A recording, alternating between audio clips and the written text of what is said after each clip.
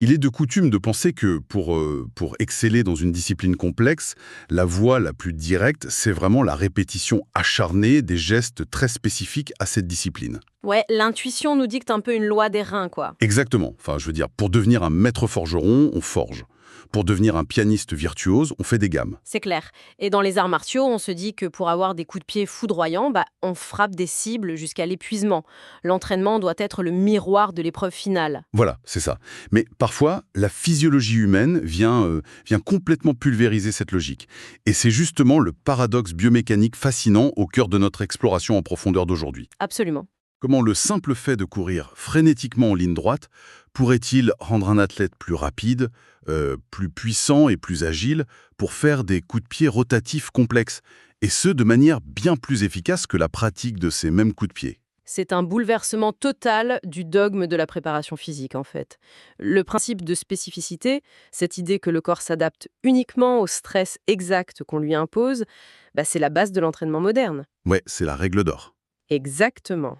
Alors, découvrir qu'un mouvement fondamentalement différent, un mouvement super primitif et totalement dépourvu de technique martiale, puisse générer de meilleures adaptations, c'est vertigineux. Ah, ça c'est clair. Et pour asseoir cette réflexion, pour ceux qui nous écoutent, on s'appuie sur une littérature scientifique d'une précision chirurgicale.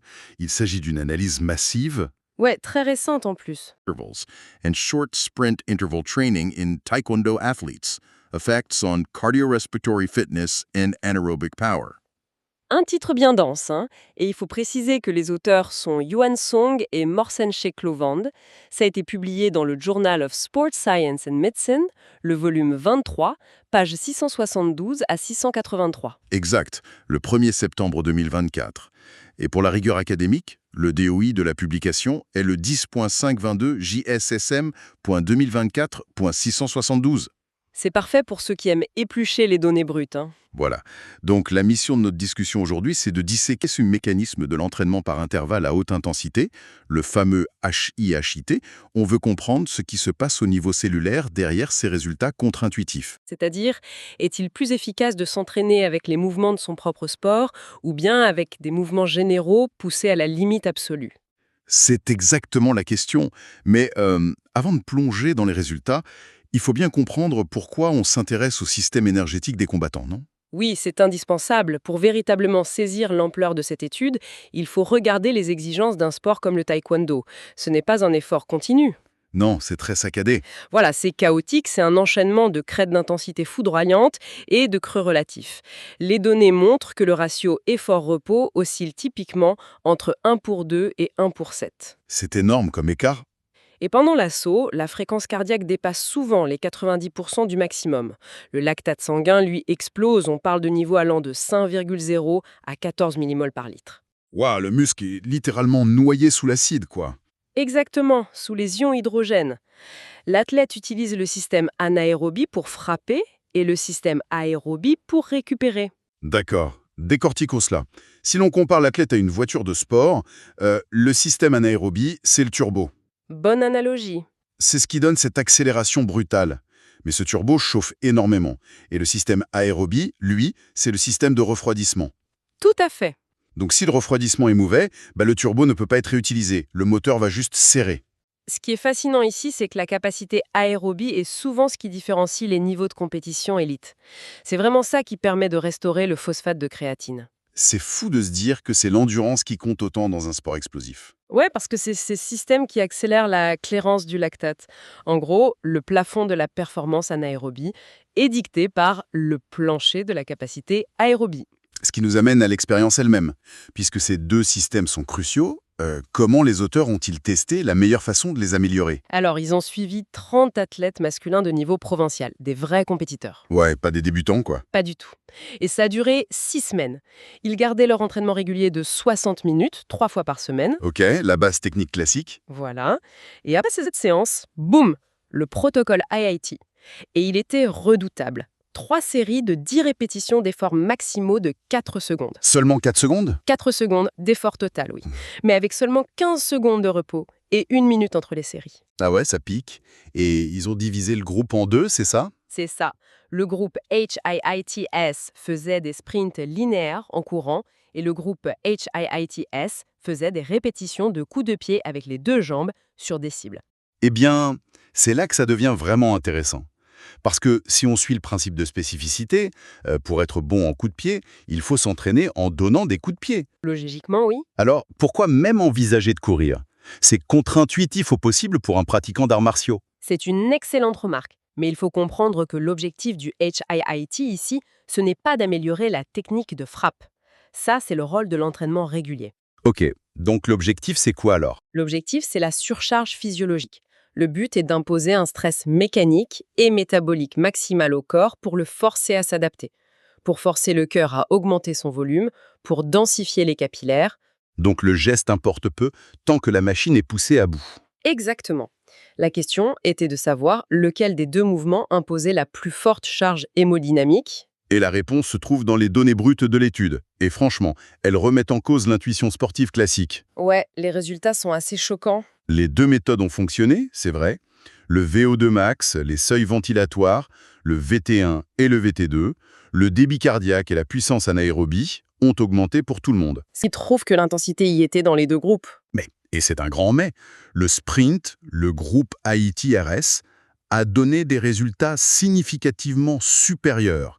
Par exemple, le VO2 max a augmenté de 6,4% avec le sprint contre seulement 4,6% avec les coups de pied. C'est une sacrée différence sur seulement 6 semaines. Et le seuil ventilatoire, le VT1, il a fait un bond de 10,1% avec le sprint, contre 5,9%. C'est presque le double. Et le pire pour le principe de spécificité, c'est quand on regarde les tests de terrain. Ah oui, le fameux test d'agilité spécifique au taekwondo, le TASAT. Exactement. La vitesse linéaire et le TSAT n'ont été améliorés que par le groupe ayant fait des sprints. Le groupe spécifique n'a pas progressé de manière significative sur son propre test d'agilité. Alors qu'est-ce que tout cela signifie? Est-ce que les coups de pied n'étaient tout simplement pas assez intenses? Les mecs se sont économisés? Non, l'effort perçu était maximal pour les deux groupes. L'engagement était là. Mais si nous relions cela à une perspective plus large, c'est une question de biomécanique. C'est-à-dire? Quand tu sprintes, ton corps entier lutte contre la gravité. Tu recrutes une masse musculaire totale beaucoup plus importante. Les fessiers, les ischio-jambiers, les bras qui font balancier, tout est engagé de manière hautement coordonnée. Ouais, c'est un effort global. Voilà, ça génère un stress mécanique et une demande cardiovasculaire, tant centrale que périphérique, beaucoup plus élevée que des coups de pied répétés. Parce que pour donner un coup de pied, t'as toujours un pied au sol pour la stabilité. Exact. La masse musculaire engagée est structurellement inférieure, la pompe cardiaque est moins sollicitée qu'en plein sprint. Donc le cœur n'a pas besoin de s'adapter autant. C'est logique, vu sous cet angle. Mais au-delà des moyennes globales, il y a un autre truc dans cette étude qui m'a fait halluciner. Tu parles de la variabilité interindividuelle, j'imagine. Exactement. La véritable différence entre ces deux méthodes, c'est la manière dont chaque corps a réagi individuellement. Et là, les chiffres sont dingues. Oui, le groupe sprint a montré une variabilité interindividuelle, le fameux coefficient de variation beaucoup plus faible. Les progrès étaient très uniformes. Alors que pour le groupe des coups de pied, c'était la loterie. Et le plus frappant, c'est le pourcentage de non-répondants. Ceux qui ont subi les 6 semaines d'enfer et qui n'ont vu aucune amélioration. Ça, c'est terrible pour un athlète. Pour le sprint, sur les métriques aérobie, il y avait 0% de non-répondants. 0. Tout le monde a progressé? Mais pour les coups de pied, le taux de non-répondants variait de 20% et montait jusqu'à 100% sur l'amélioration de la vitesse. C'est un fossé énorme. Pour vulgariser, c'est un peu comme distribuer un remède. Le sprint, c'est un traitement qui guérit absolument tout le monde. Ça marche à tous les coups. Alors que les coups de pied, c'est un traitement auquel la moitié des patients ne réagissent tout simplement pas. Cela soulève une question importante. Pourquoi une telle différence d'adaptation? C'est vrai ça? Pourquoi? Eh bien, un sprint à intensité maximale engage près de 100% de la capacité physiologique de presque tous les individus. Il est impossible de tricher biomécaniquement en sprintant. Le système nerveux est poussé au maximum. Tu ne peux pas faire un sprint à fond en étant détendu, quoi. C'est ça. À l'inverse, enchaîner des coups de pied repose en grande partie sur la technique. Un athlète très doué techniquement va utiliser l'énergie élastique, le relâchement musculaire. Ah, donc il est trop efficace. Exactement. Différents athlètes sollicitent des proportions différentes de leur capacité métabolique. L'expert technique s'épuise musculairement sur des détails, mais ne stresse pas assez son système cardiovasculaire. Ça crée des stimuli inégaux et donc des adaptations totalement imprévisibles. C'est le comble. L'athlète est tellement bon techniquement que son propre mouvement ne lui permet plus de s'améliorer physiquement. C'est fascinant. La maîtrise technique agit comme un bouclier contre la surcharge physiologique. Du coup, ça nous ramène à une leçon globale pour ceux qui nous écoutent. Cette étude, elle remet vraiment en question le dogme du fameux « pratiquer comme vous jouez ». Tout à fait, l'hyperspécialisation a ses limites. Parfois, pour relever son plafond de performance, et ça s'applique au sport, mais aussi à l'apprentissage ou à la concentration, eh bien, il faut s'éloigner de la technique spécifique. Ouais, il faut accepter de retourner aux bases. Exact. Se concentrer sur l'amélioration du moteur fondamental, avec des méthodes brutes, mais universellement efficaces, comme le sprint. Et d'ailleurs, si l'exécution d'un mouvement général et non spécifique repousse nos limites physiologiques bien mieux que la pratique de nos compétences réelles, on peut se poser une question plus large. Laquelle? Dans quels autres domaines de la vie nous surspécialisons-nous au détriment de nos capacités fondamentales? C'est une excellente question pour conclure. C'est une vraie remise en question de nos méthodes de travail et d'entraînement. Absolument. Et pour ceux que cette analyse intrigue, nous vous incitons fortement à lire l'article original de Song et chez Clouvand. Ouais, allez voir les graphiques, surtout ceux sur la variabilité individuelle. Ça vaut vraiment le détour pour se faire sa propre idée des données. C'est très visuel et très parlant. Et n'oubliez pas de vous abonner à la chaîne et d'activer les notifications. C'est le meilleur moyen de ne manquer aucune de nos prochaines analyses scientifiques et de nos explorations de ce type. Merci d'avoir suivi cette discussion avec nous. À très bientôt pour une nouvelle plongée au cœur de la science de la performance.